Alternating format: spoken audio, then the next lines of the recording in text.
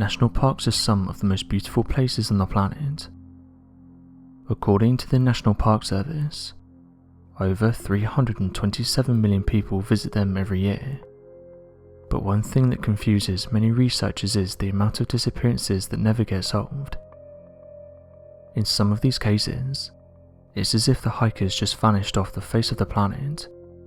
Couple this with the many strange reports that have been made, and you can see why various different theories have been put forward to try and explain them.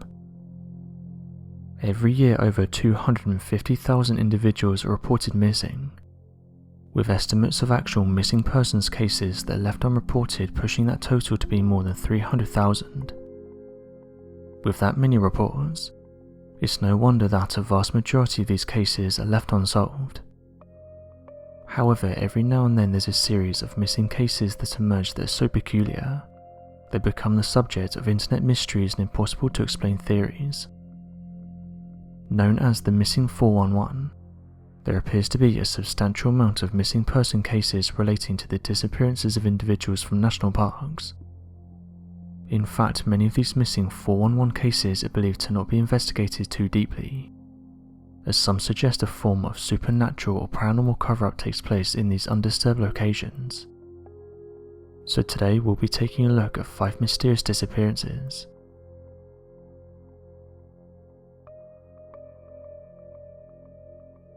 One of the strangest missing 411 cases comes from a report made back in the 1950s, surrounding the disappearance of a young 2-year-old child named Keith Parkins, of whom was later found more than 12 miles from the original place where he'd been standing.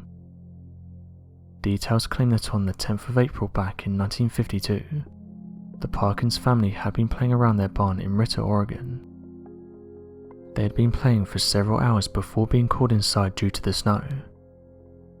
Once called inside, the parents of the children noticed that the youngest son, Keith Parkins, was not attending, and so quickly went looking for him, and fearing the worst.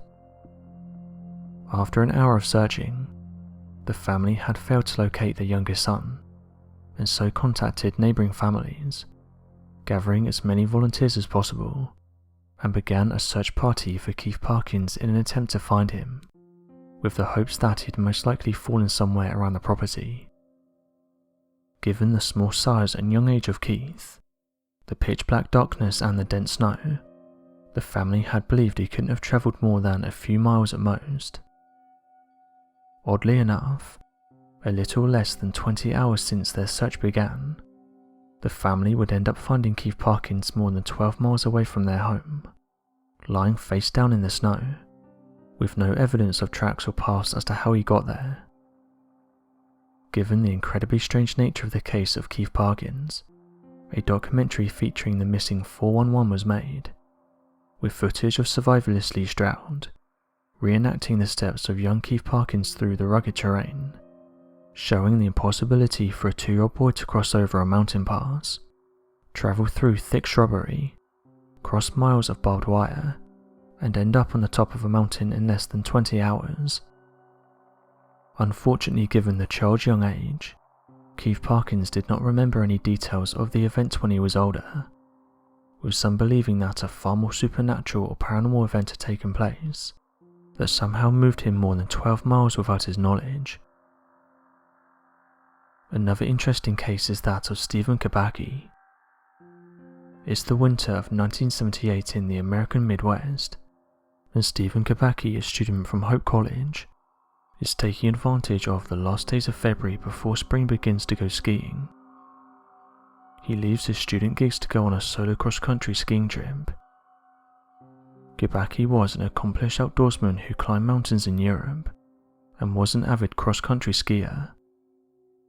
Familiar with the area, this was an ordinary weekend pursuit for Kubaki, and those at the college who knew him. However, this small trip would end up being far from ordinary. Several days later, the alarm was raised when Kubaki failed to return from what should have been a day's activity. At the time, workers on the southeastern shore of Lake Michigan had come across a set of abandoned skis. The police knew immediately who they belonged to. A search party was sent out utilizing both land and air rescue, with helicopters and local deployed to find Stephen. Only 2 more things were subsequently discovered: Stephen's backpack and his footprints in the deep frozen snow. However, there was something off about this scene. The backpack looked as if it had been abruptly thrown to the ground, and the heavy footprints disappeared into nothingness, as if Kubaki had walked out of reality. Looking to close off the case with a sense of logic, police figured a more rational explanation. Close to the shores of frozen Lake Michigan, Stephen must have removed his skis and wandered too close to the water, falling through the ice and drowning in the watery depths. His friends grieved, his family mourned, and life returned to normal as the months passed. That is until 15 months later, when Stephen Kubaki walked straight through the door of his family house, over 500 miles away.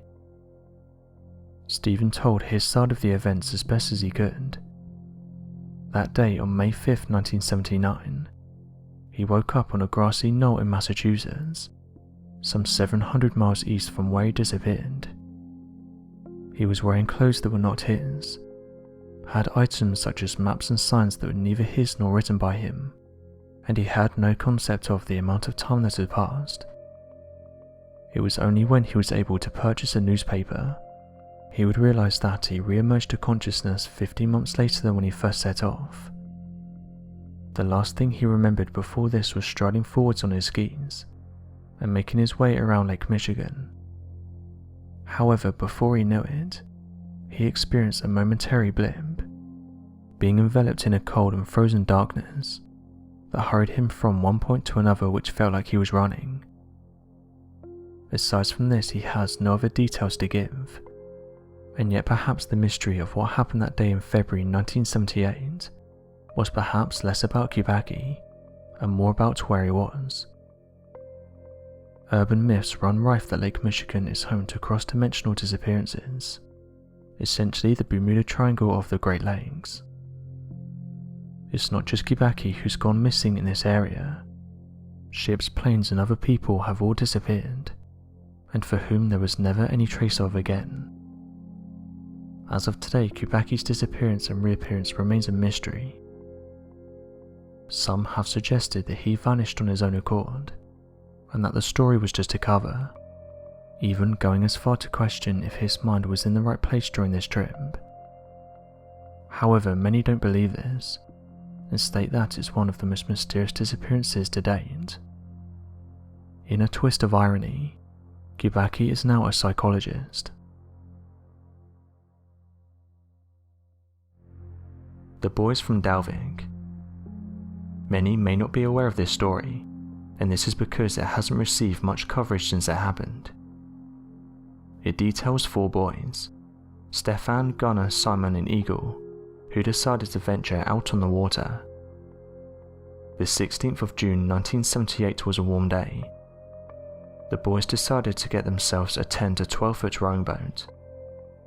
The boat was plastic but was said to have had a built-in engine. The 4 boys had borrowed the boat from a friend, but unlike most people, they decided not to tell anyone where they was going. It turned out that they had planned to make their way to the island of Hersey. However, unknown to them, they were being carefully watched by a police officer at the time. He could only watch them until they reached the island, because once here they were out of the view of the officer.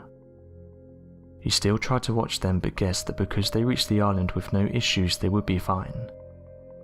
It turns out, however, this wouldn't be the case. The next morning, the boys' parents started to ask if anyone had seen their sons. All 4 of the boys had failed to return home. It wasn't long before the police officer who'd kept an eye on the boys heard of what had happened. He was quick to notify other officers about what he saw. Once the other officers were notified, they started to make their way to the island. This was the last place where the 4 boys had been seen, so they thought they couldn't have gone far. Rather worryingly, the officer that was watching them noticed that their boat was no longer docked on the island. This started to worry the officers, as this implies they got back on the boat. They soon started to make their way around the island and question everyone in sight. However, they didn't receive any tips, and out of everyone they had talked to, not a single person remembers seeing any of the boys. Because there wasn't many officers nearby at the time of their disappearance, they had to call in help in order to broaden their search. Over the next week, various officers, residents, fishermen and search and rescue teams joined in to help find the boys. The police finally found some evidence of the boys. Their oar and a shoe was discovered. This, however, would be the only items found. Officials decided to call the search off on the 21st of June. The boys were declared to have passed away. As of right now, no one is investigating the case. Something that's strange is that no one on the island reported seeing the boys, even though the officer had reported seeing them make it. Although some have said they most likely drowned, others question this. It was a sunny day and the water was extremely calm. There would have been many people in the area during this time, so help would have been there if they needed it. The sad part about disappearances is that many don't get found. Family and friends are forever left wondering what happened to their loved ones. The world is an incredible place to visit. However, when someone disappears, it can seem that the world is massive. Finding someone who's mysteriously vanished is a hard task, and sadly, over the years many people haven't turned up, leaving family and friends with unanswered questions. This is the case for 31-year-old Randall White, who went missing. It's been reported that the last person to see him was on the 17th of August in 1982. 3 days after this date, his family started to get worried. They soon reported him missing. According to the official report, one of his family members arrived at his house located in Indiana. However, as they approached the home, they soon realized that something seemed different. It was then that they noticed that the front door was open and the lock had been broken. This immediately made them worry for what caused this to happen. Randall was someone who was known to keep his home very clean. As the family entered, however, it was a mess. Whoever had forcibly entered the home had emptied drawers and thrown everything onto the floor. The closets and cabinets had also been searched, again with the contents being thrown on the floor. After making their way through the mess, the family then discovered the phone lines had been cut. But what was strange is even though there was so much mess, a lot of his possessions were still there. In fact, it was confirmed that the only items that were missing was that of a rifle and a shotgun. After police were called in, they started their investigations. They did find out that there was a small amount of marijuana in the living room. However, even with this discovery, the police announced they didn't think he was selling it. Police then noted that his car was nowhere to be seen. However, after a tip, they were able to locate it on a small road, around 20 miles from his home. After searching the car, the police discovered his license plate was missing. This made them suggest that no one was in the car at the time, further saying there wasn't any sign of a struggle. As of today, no more evidence has been presented to help aid with the case, and Randy has never been found. Because of the mess that was left in the house, it's caused some to suggest that whoever was responsible was looking for something, and that perhaps someone was in the car with him. Unfortunately, this case isn't very well known, and as of today the police have very little evidence to go by. Judy Martin's disappearance is one that's full of questionable actions. Her story starts with her leaving her dorm room on the 24th of May in 1978. She attended Kent State University. Friends saw her leave her room, but remarked that Judy, who was 22 at the time, was wearing a Halloween costume. The costume included a wig, some jeans, a brown and yellow blouse, a trench coat and some glasses. After being out all night, she decided to head back to her room at around 2:30 in the morning. This was located at Engelman Hall, which shouldn't have taken long to get to from where she was last seen. However, she never made it back to her room and she's never been seen since. What happened next, however, would baffle researchers. The police were soon called in to assess the situation. However, files and information that were collected by the police were disposed of, because according to them they couldn't prove that a crime had occurred. At the time of her disappearance, Judy was 5 feet 4 inches tall and weighed around 120 pounds. Many belongings were found in her room by the police. This included things like her glasses and student ID card. Her family remarked that it was unlike Judy not to contact them. She would always be checking in and calling. One of the lead researchers on the case said that her disappearance is a real mystery. As with most disappearances, a massive search of the nearby area was conducted. This included the police getting a hold of National Guard helicopters that were fitted with the best technology around. Various officers in the region looked everywhere they could, including local riverbanks.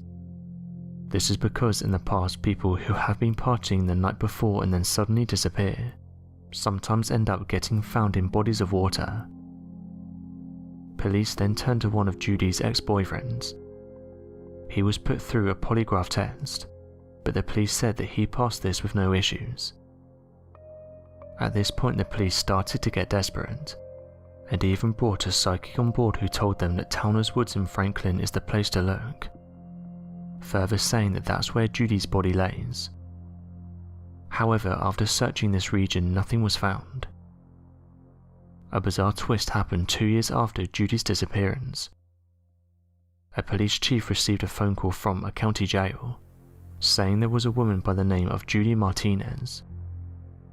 This woman was noted as being strikingly similar to Judy Martin's. She was placed in jail due to prostitution, and even gave the same date of birth as Judy Martin's. However, one thing that was off about this woman was that she looked much older than Judy. Judy's mother, upon seeing this woman, claimed that this was her daughter. However, the father was of the opposite opinion and said, "This is not my daughter." The police have said that various people have come forward with tips, but that they never helped with the search. The police chief said the case of Judy Martin's is just bizarre. Even though the case isn't solved, the majority of paperwork and files have been disposed of. This is due to record retention policies. As of today, investigators have no idea as to the whereabouts of Judy Martin's. Many people go missing every year. The website Missing People reported that the National Crime Agency released their new figures relating to the number of people who go missing every year, and the numbers are staggering. The research has shown that someone is reported missing every 90 seconds in the UK alone, and between 180,000 and 250,000 people go missing every year. Seems that we're living in the age of technology, with cameras on nearly every street corner. These numbers are extremely high. The sad part is that many families don't get answers for where their missing ones have gone. These cases simply remain a mystery. Although children are more likely to be reported missing than adults, adults still make up a large majority of those that disappear. James Lardeker is just one individual that's been reported missing. James has been reported missing since 2018, and various websites have posted details about him in the hopes that he can be found. He was last seen on surveillance on Water Street in downtown Eau Claire before vanishing. That evening, people around him didn't realise that this would be the last time they saw him. Before James's disappearance, he can be seen on surveillance walking behind the bar. A Facebook page called Bring James Home posted the following details. "We are asking for help with the search of James Bernard Lardeker. James has not been seen or heard from since November 4th, 2018. On that date, he was with a group of people that arrived on Water Street. Once there, the parties separated, going to several establishments, including Shenanigans and the Pioneer. It was reported that James attempted to go into the Pickle, but he was refused entry due to the fact he was too intoxicated. He was last seen on camera behind the Pickle at 1:13 AM. It was reported by the Eau Claire Police Department that James kept in phone contact with one of the parties he was with until 12:25 AM. Eau Claire Police Department also reported his vehicle had not moved. He was not at either his Eau Claire address or his Menominee residence, where he was a student at UW Stout. He has never gone back to his classes. According to telephone records, his last activity was on November 4th at 8:25 p.m. That activity could have been an incoming call or an incoming text message. The telephone is now inactive, either shut off or dead battery. GPS coordinates, according to the telephone company, come back to the 1100 block of Menominee Street, near the Chippewa River. The Eau Claire Police Department and the Eau Claire Fire Department assisted each other in the search along the river, telling the public no additional help is needed. James is 5'7", 170 pounds. His eyes are dark brown and he has black hair. He was seen wearing light jeans torn at the knees, a dark baseball cap and a maroon shirt. There are surveillance pictures on this page. James is a student at UW Stout. James is also an Army veteran, deployed between 2010 and 2011 in Afghanistan. If you have any information on the disappearance of James, please contact the Eau Claire Police Department, number 715-839-6281, and speak with Lieutenant Derek Thomas. James's family is requesting the community's help in the search for answers to James's disappearance. The Eau Claire Police Department is still conducting a search for James. Any updates from them will be shared on the Bring James Home Facebook page. As of right now, we have no idea how long this will go on, and we still have no substantial updates from the search and rescue teams.